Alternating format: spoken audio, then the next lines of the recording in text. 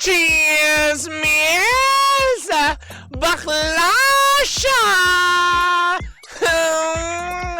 We are number 1, 06.7 Energy FM. Panggawag mong sabihin radyo, sabihin mo Energy sa magandang umaga Metro and Mega Manila. Kamusta ang inyong araw? Happy Tuesday everyone. Sa mga nagsaselebrate na kanilang mga birthday tulad na lang ng mga kasamahan namin dito sa Energy FM, si Nolly Conchada and Ma'am Elizabeth Divala. Happy birthday! Diba? Sana man lang mamantikaan ang aking labi. Diba? Nolly, diba? May papansit ba tayo dyan? Happy birthday po to Nolly Conchada and of course to Elizabeth Dival. Sa mga nagsaselebrate din na kanilang mga birthday ngayon, abay message nyo sa amin yan para mabati din namin kayong lahat. Kamusta? Ramdam na ba ang pagkaluwag? Hindi ni Sisa. Hoy!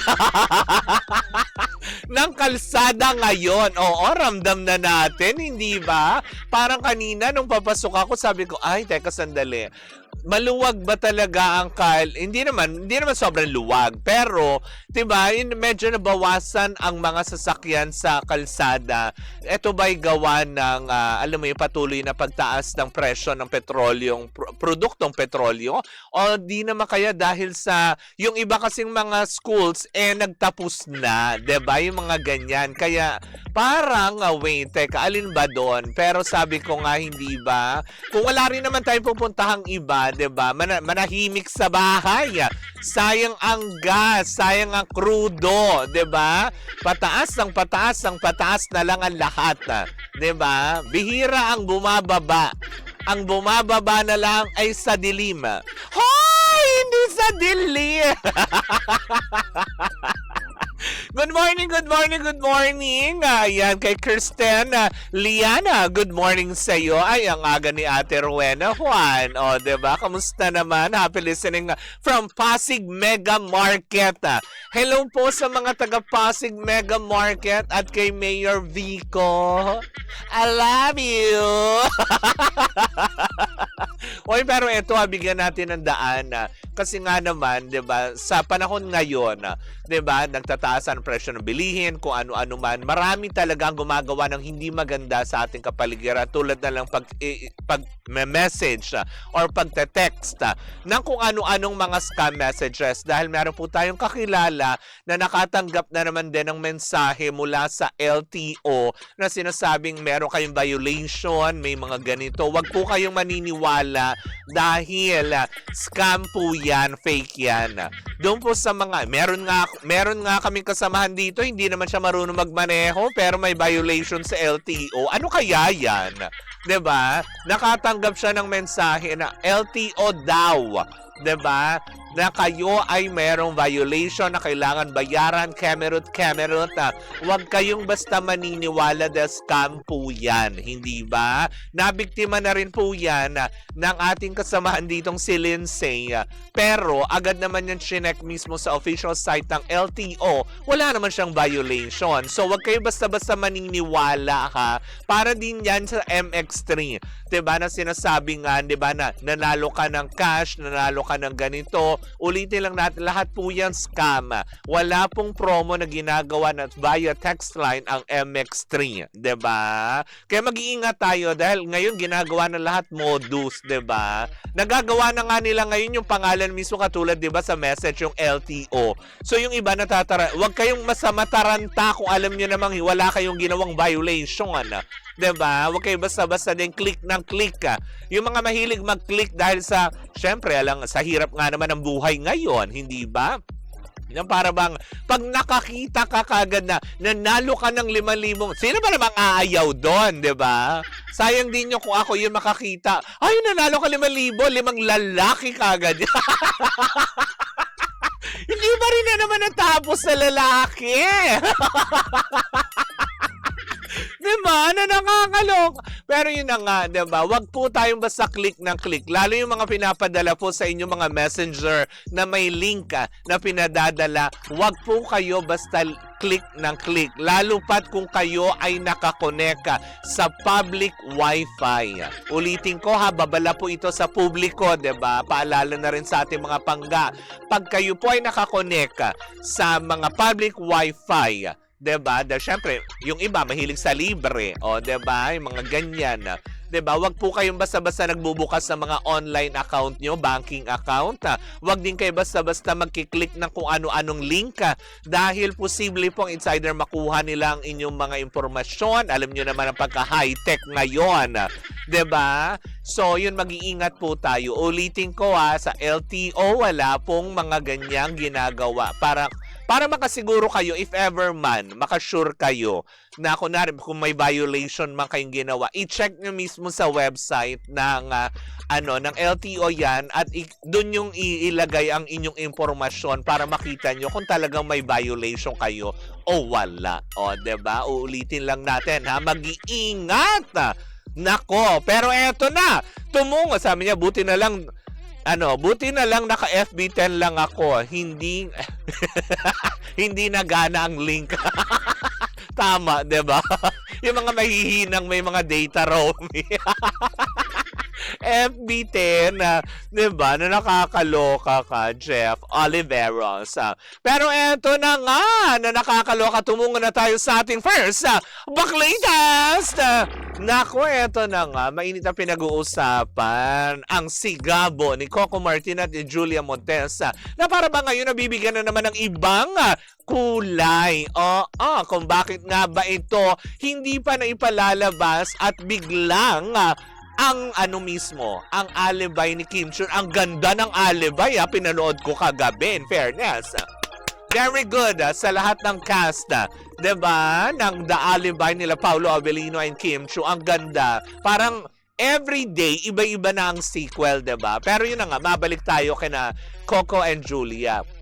Na para bang sinasabi daw ito'y walang kumpirmasyon, ulitin ko inuumpisahan ko na kagad na wala pong kumpirmasyon na dito po, ito po'y nasagap lang nating chika. Na kaya daw pala, binibinbin muna ang pagpapalabas o kaya yun dapat na nakaschedule sila noong March 16 ay bininbin muna, ay para daw bang sinasabi kasi nga daw, porsigido pa din dahil nga 'di ba nung nakaraang linggo inulat natin dito sa Energy FM na 'di ba? Totoong nakikipag-usap muli ang TV5 sa ABS-CBN. So ngayon parang sinasabi na kasama ba ito sa napag-usapan nila na alam mo 'yun, maging line up muli, 'di ba? Ang taray nung line up, ano 'yan, basketball?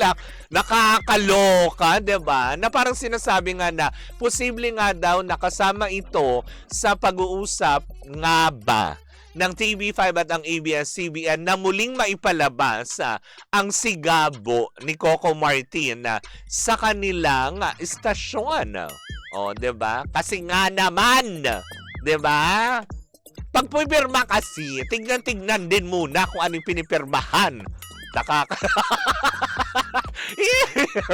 Hindi mo sisisihin si MVP, walang ganon. Pero yun na nga, kasi nga naman 'di ba sa ngayon ay medyo talagang sabihin na nga natin, ramdam din siguro. Kaya siguro na-realize din siguro sa part ng TV5, nagkaroon siguro ng realization na mali ito.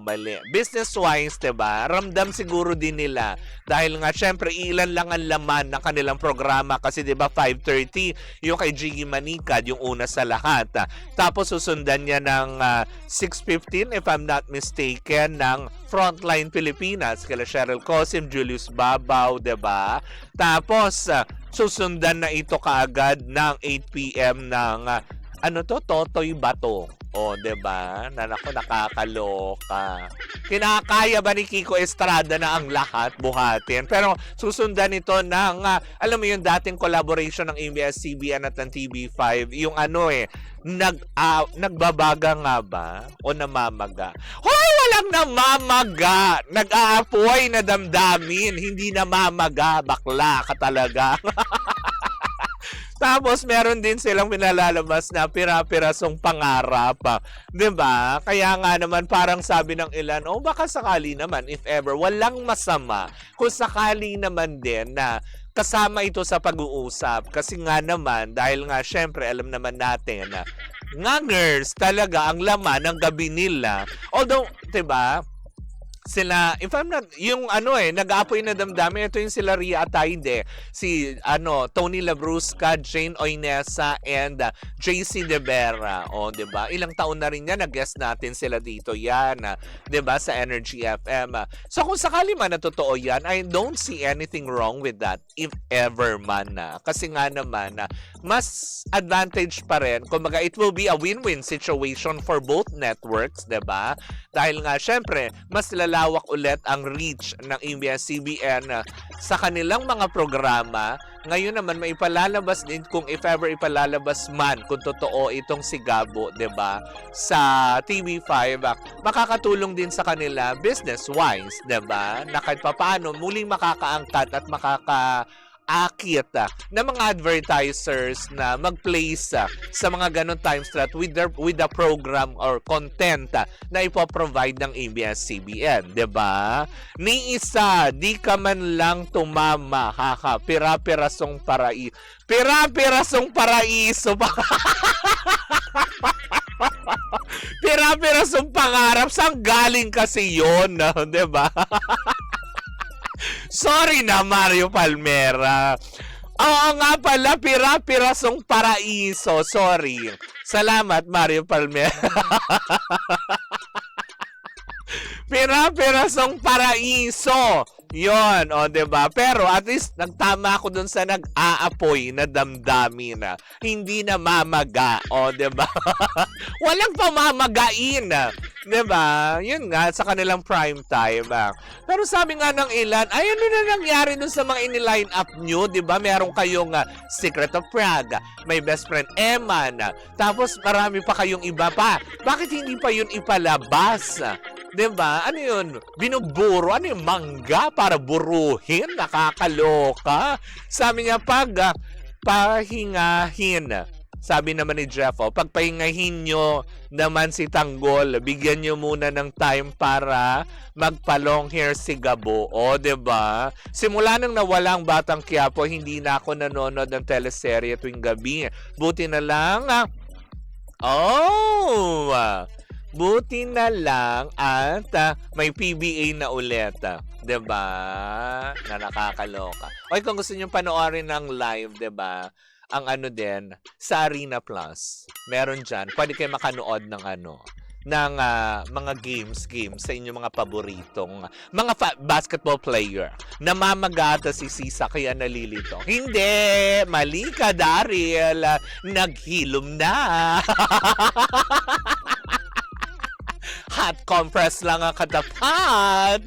Pero yun na nga, diba? Mabalik naman din tayo. If ever man na matuloy man doon, at kung totoo man, ulitin ko kasi wala pa namang kumpirmasyon sa produksyon ni Coco Martin, sa ABS-CBN, maging sa TV5, wala pa pong nilalabas na kahit anong statement galing sa kanila. Kung totoo man itong nagsisirculate na balita na isa ito sa, kumaga parang nakapaloob sa pag-uusap muli ng TV5 at ng ABS-CBN kung magpo-provide sila ulit ng mga teleserye such as yun nga, si Gabo at ilan pa na pwedeng mapanood muli sa Kapatid Network. And I don't see any problem with that. O, diba?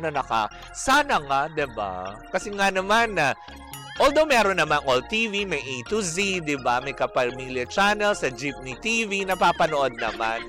But the more networks, the more na mas masaya ang lahat, hindi ba? Tsaka isa pa, para hindi na rin napapagod si Kiko Estrada mag-isa. O, diba? Yung Totoy Bato niya, baka maging Totoy Bibo na, ganon. Baka maging Totoy Bibo na, 'di ba? Makita nyo gumigiling na si Kiko Estrada sa Totoy Bato, o 'di ba? Na nakakaloka. Anyways, naku mga panggayan po muna ang ating chika na first hour ng ating programa, Bakla Siya! 'Di ba? Gusto ko yun, yung part na yun, hindi ba? Sa ating pagbabalik, nako, di ba? Parang ilang kapamilyang big star ng Kapamilya Channel, pilit pa rin daw na sinusungkit or sinusulot sa ABS-CBN. Ay, sino-sino ito? Sama-sama natin pakatutukan yan sa pagbabalik ng Bakla Siya! Ako po si Kapitana Sisa. Wow! At tuloy-tuloy pa rin po ang ating tugtugan. Dito po lamang yan sa number 106.7 Energy FM. Panggawag mong sabihin radyo, sabihin mo Energy.